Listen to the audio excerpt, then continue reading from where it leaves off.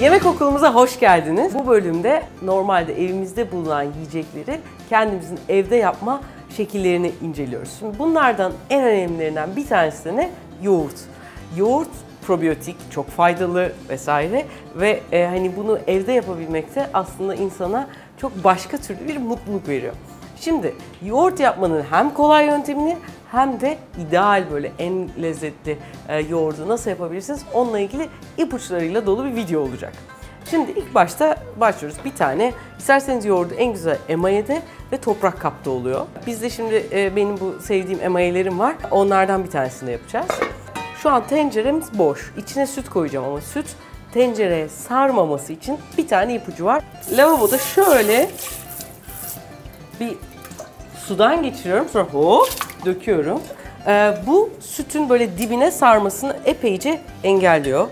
Sonra sütümü ekliyorum. Nasıl süt olabilir? Kendimi Rama kızı gibi hissediyorum. Tabii onu yaşı 30'un üstündekiler, 35'in üstündekiler bilir büyük ihtimal. Burada yaklaşık 3 litre süt var. Hop. Tamam.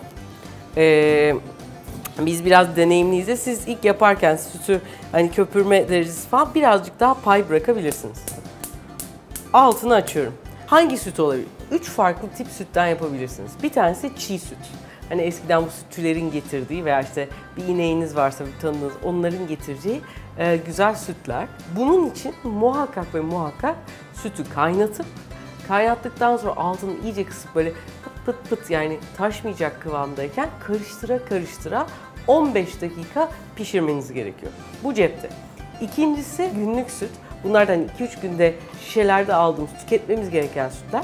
Bunları ise sadece böyle 40-45 dereceye kadar çıkarıp ondan sonra 38-41'e kadar soğumasını bekleyip ondan sonra yoğurdunuzu mayalayabilirsiniz. Bir de üçüncü bu kutu sütler, hani hazır UHT süt dedikleri.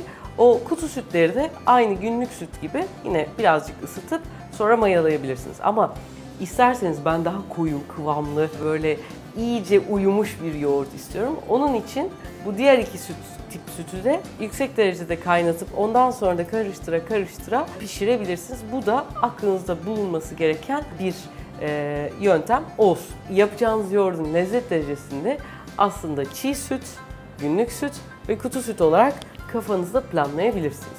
Ben daha pratik bir yöntem olan o günlük süt ve kutu sütlerle olan versiyonunu size göstermek istiyorum. Sütün daha da ısınmasını beklerken ben size yoğurdun mayasını anlatayım. Şimdi biliyorsunuz yoğurt şu an bütün dünyada da meşhur olmaya başladı ama Orta Asya'dan Türklerden geldiğine inanılıyor. Ve bunu yapan iki tane bakteri özellikle var. Yıllar evvel bu karıncaların yuvasının böyle üstündeki böyle beyaz topçuklardan mayalandığına da inanılıyordu. Kimileri bu incirin ilk taze böyle bir sütü var ya, o sütünden de olduğu düşünülüyor. Bir diğeri de bu ineğin memelerindeki bir bakteriyle ilk böyle bahar geldiğindeki çiğ yağar ya, o çiğin üstünde o ineğin memeleri gezdikten sonra sağlanan sütte zaten o mayanın olduğuyla ilgili bir iddia var. Bunlar hani 3 tane hani yoğurdun ilk mayası nereden geliyor diye. Çünkü biz hani yapılı daha evvelden damızlık dediğimiz yoğurdu kullanacağız ama ilk yoğurdu kim yaptı derseniz de böyle bir şey olabilir. Şimdi bu modern sağlıkçıların yaptığı bir diğer şey de bu probiyotik hapları var ya, o probiyotik haplarında bakteri bulgaricus diye geçiyor sanırım.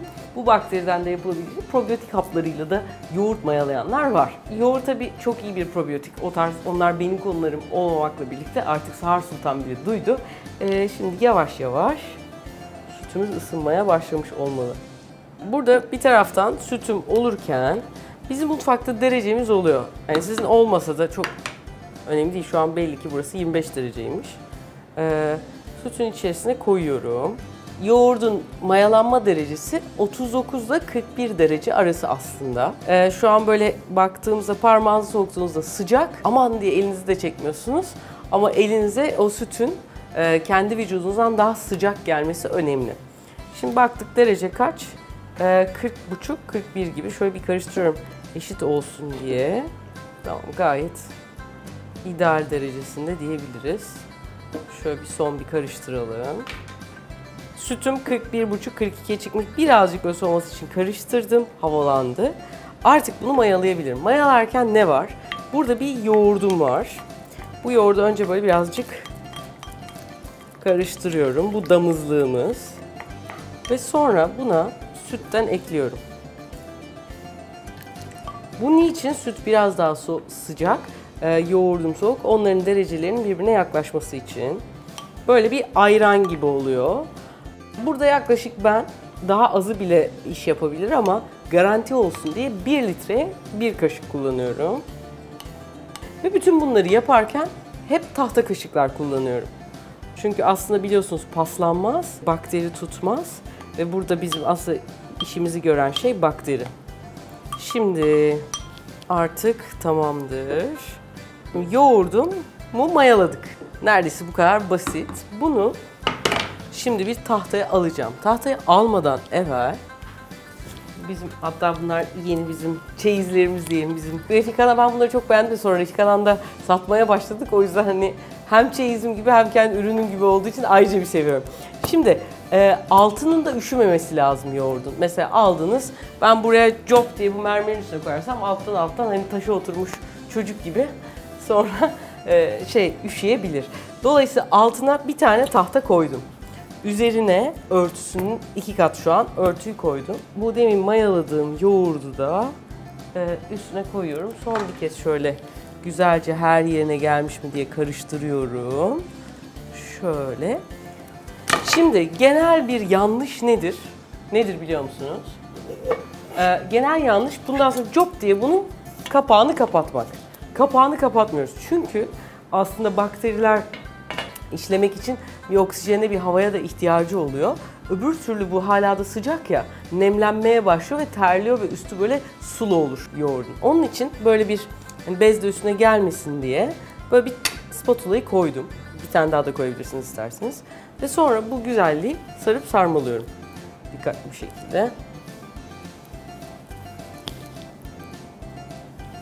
Bunu isterseniz fırına da kaldırabilirsiniz.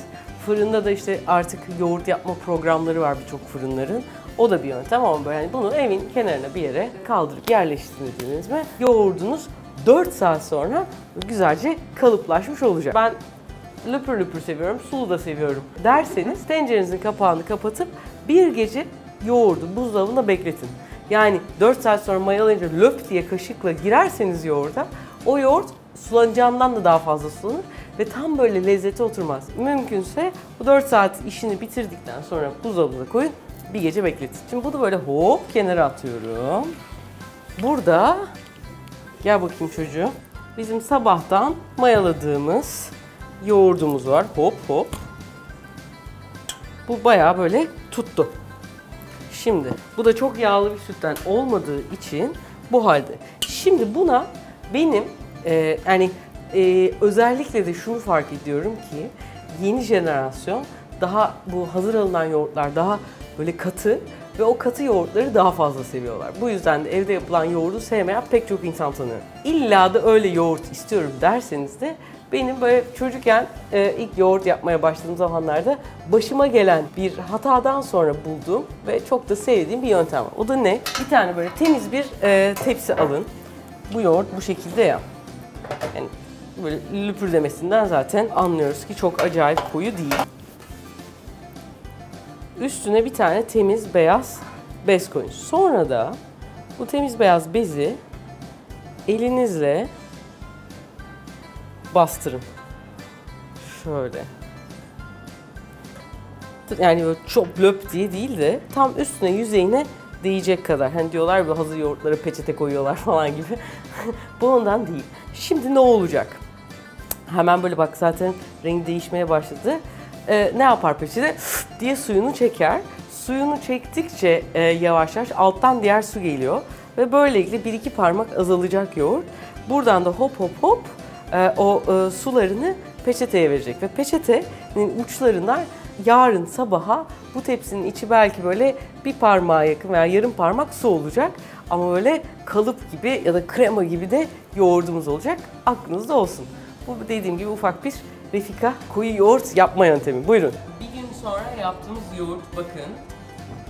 Şimdi bu peçete tamamen ıslandı. Bıraktığı su bu kadar. Bayağı bir su var. Yoğurda çıkardığımızda şöyle koyuluğunu görelim. Böyle oluyor.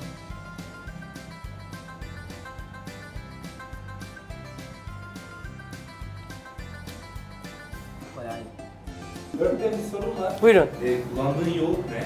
Yani mayalarken kullandığın yoğurt. Ha, mayalarken kullandığım yoğurt biz devamlı burada yoğurt yapıyoruz. Damızlığı nereden almıştım? Sanırım bizim çiğ süt aldığımız bir yer var.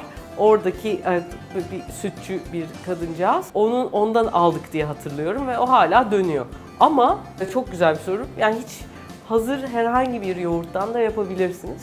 Ne yazık ki bu hazır aldığımız pek çok yoğurt tebligattan dolayı böyle toz bir mayadan ama onlar da mayalamaya devam ediyorlar. Yani siz şeyinize göre bakın hangisini bulabiliyorsanız illa herhangi biri olmak zorunda değil. Burak da bir hatırlatma yaptı. Süzme yoğurt iyi bir damızlık değil. Süzme yoğurt çünkü aslında ne yapıyor? Yani çok güzel bir yoğurt olmasına rağmen o torbada kalıp ekşidiği için o yoğurt hem şeyinizi ekşitir bu arada. Damızlığınız da ekşiyse yoğurdunuz da ekşi olur. Ki biz hani seviyoruz hani kimse yoğurdum ekşi demez diye bir Anadolu lafı vardır hani beğenilmeme hadisesi gibi. Damızlığınızın kalitesi yoğurdunuzun kalitesini çok belirleyici olacak. İkincisi süzme yoğurt o bütün sularını ve şeylerin bir kısmı kaybettiği için ve bekleme süresi daha uzun olduğu için iyi bir damızlık asla olmuyor. Bir ineğin çiğdeki memelerinin değmesi kadar olmasa da şu an biz de hani bir güzel faydalı bakterilerin havada etrafta uçuştuğu, baharda, yazda uçuştuğu bir coğrafyada yaşıyoruz. Böyle bereketli. Ve bu yaptıkça aslında bu havadan da güzel belirli bakterileri de alabiliyor. Bir de şunu söylemek istiyorum. Bunu aslında eskiden Divan Lügat Türk'te udutma mı, yoğurt udutması diye bir açıklaması var. Uyutma aslında ve bu uyutma yani yoğurdu uyutma hadisesi aslında bizim vücudumuza da aynısını yapıyor. Yoğurt yiyince rahatlarız ya bir uyutur bir hafifletir. Yani o bakteriler bizim vücudumuza da enteresan bir şekilde işliyorlar aslında. Bu yurt dışındaki yoğurtlarla bizdeki yoğurtların arasında nasıl bir fark var? Bir bakteri farkı var mı? Ya da...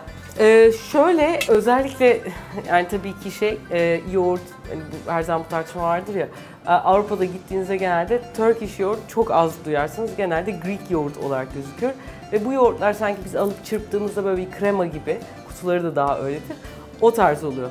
Onların şimdi her ülkenin kendine özgü gıda kodeksi oluyor ve ona göre de o mayalar tabii ki değişiyor. Doğadan değil tabii ki kesinlikle. Mümkün de değil zaten. Laboratuvarda üretilmiş, aynı kodlarla laboratuvarlarda üretilmiş ve karıştırılmış mayalar oluyor. Tabii ki fark eder. Fırının yoğurt derecesini sordu Yağız. 40 derece zaten genelde ya yoğurt modu oluyor ya da 40 dereceye kadar inebiliyorsa fırınız orada da koyabilirsiniz. Ama orada da fanı sakın açık tutmayın. Fanı tutarsanız bu sefer hani demin taşa oturması gibi yoğurdun bu sefer rüzgarlı yerde kalmış olur. Rüzgarsız yerde kalmış olması da önemli. Onu demin söylemiştik. O da önemli. Peki. 4 saatten çok unuttum dışarıda. Yani kimi zaman oluyor ya yapıyorsun, umut veriyorsun ya da akşam oluyor uyuyuveriyorsun.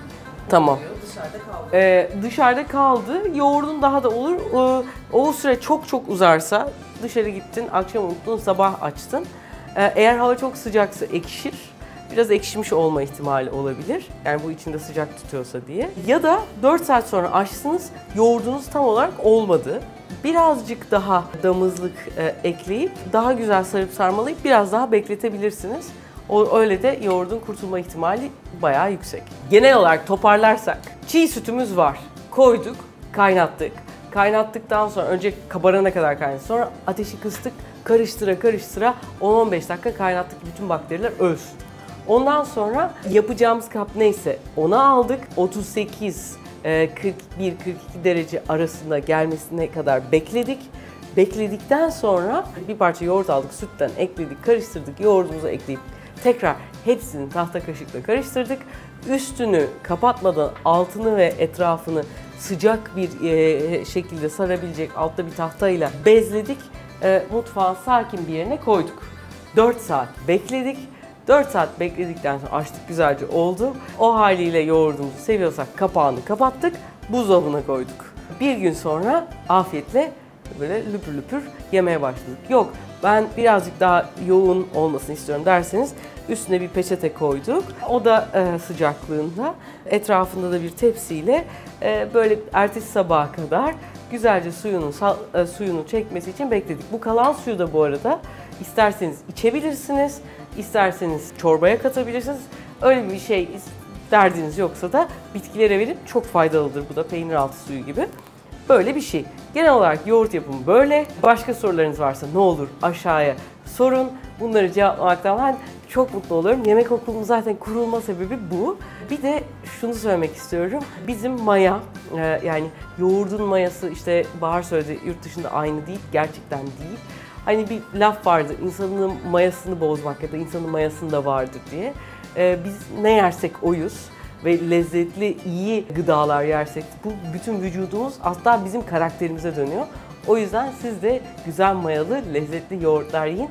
Şimdilik bu kadar. Hoşunuza gittiyse ne olur hoşuma gitti diye işaretleyin. Kanala abone olmadıysanız paralı değil, pullu değil, sadece bir tuşa basacaksınız. Şimdilik bizden bu kadar. Kendinize iyi bakın.